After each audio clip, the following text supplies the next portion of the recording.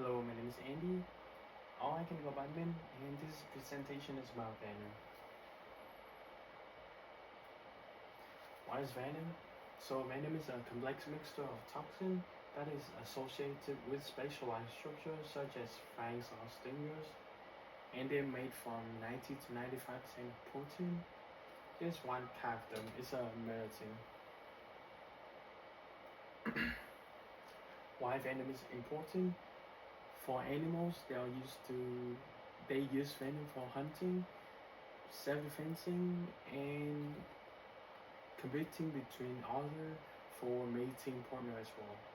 For human, they're used for developing medicines, helping in starting for like nervous system, blood clotting, or even cancer.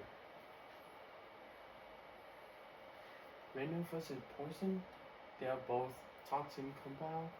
The way to differentiate between them is the way that they are delivered. So venom is injected directly into the body by via a bite or a sting. For poisonous fork like this, the poison gets to the prey by consume, inhale, or absorb through the skin, like touching them. Venom evolution. So venom is a convergent evolution, which means that their common ancestor, they do not have the venom, but they do have the genes to make the protein, and those genes over time they got duplicated and mutated, and it become a venom. How does venom work? So for the snake like this, they're gonna have a venom gland, and when they bite into the brain, they compress the gland and they can push out the venom into the prey body. Type venom. So animal usually contain multiple type of toxin. It usually be 20 or more toxin in one type of venom. But there are three main type of venom. Three main type of toxin: cytotoxin, hemotoxin, and neurotoxins. Neurotoxin, they interfere with nerve cell communication, leading to paralyzing, failure of organs, and even failure of the brain. And they are very deadly. Cytotoxin, they target the cells that make up tissue, organs, and muscle. So they lead to severe pain, swelling, blister, and lesion. This is an example of the blistering. And they are deadly, but compared to the other two, they are less likely.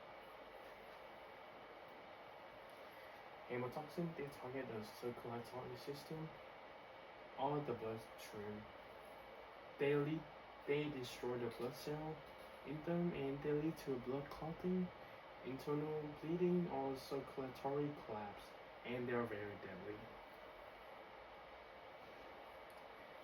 And the way that animal used to delivering venom, for a corn snail like this, they're gonna use radula. For the other, they're gonna use fangs or stingers or spines or teeth. And the most popular venomous animal are snakes. They deliver through a bite or a fang, and they use them mostly for hunting and self-defensing. Venomous spider, they deliver the same way as the snake. They use fang as well, and mostly they're gonna use them for paralyzing or killing prey, or most likely for hunting. Oh. Venomous marine creatures. We have corn snail, octopus, sea urchin. For corn snail, they're gonna use the radula. For octopus, they're gonna use teeth, and for the sea urchin, they're gonna use spine. And most likely, they're gonna use them for hunting and self-defense. Venomous insect. We have bees, wasps, and ants. Most of them use stingers, and mostly they use the venom for self-defense. Venomous mammals. the least expected animal to be venomous or platypus and slow loris.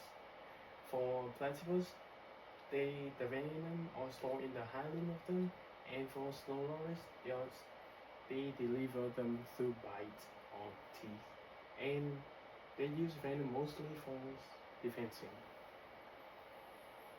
So not all venom are dangerous. Some can make the prey paralyzed or even kill them. With the other, they only lead to irritation or like minor pain or swelling that can live in like 1 or 2 days. Here's some famous people that die from venomous animal attacks. Venomous survival. So time is a goal for whenever you get venomous animal attack. And so first of all, you need to know how to do immediate first aid, and then you're gonna seek for professional help like calling 911 or get to the nearby hospital. And then they're gonna give you the anti-venom, which is the most effective way to counteract the venomous animals. For some people, but rarely, they have the venom resistance within themselves. Venomous resistance. So, like I said, there are rarely people that develop this one. They develop the venomous resistance thanks to genetic or the repeated low dose exposure to venom. Like it works like vaccine. But the venomous resistance is not absolute. They can still die from the venom, but they have higher chance of survival than regular people. Venom in medicine. Venom has a huge contribution in modern medicine. They used to make some life-saving medications such as like painkiller, exenatide. So exenatide is a medication that used to treat the diabetes, and captopril they are used to treat the high blood pressure. Antivenom, they are the best medication that counteract the venom, and they made from venom ejection. So they're gonna eject venom from the snake, and then they're gonna put that one into the horses, and then the horses gonna produce antibiotic that can counter the venom, and they're gonna take those antibodies and they're gonna use them to make anti-serum for their human. Other uses of venom.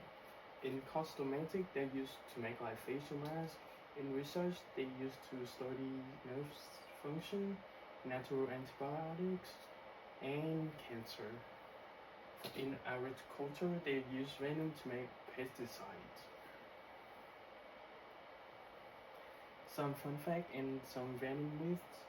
So a myth is suck the venom out. That's most likely impossible because the venom travels really fast within the bloodstream.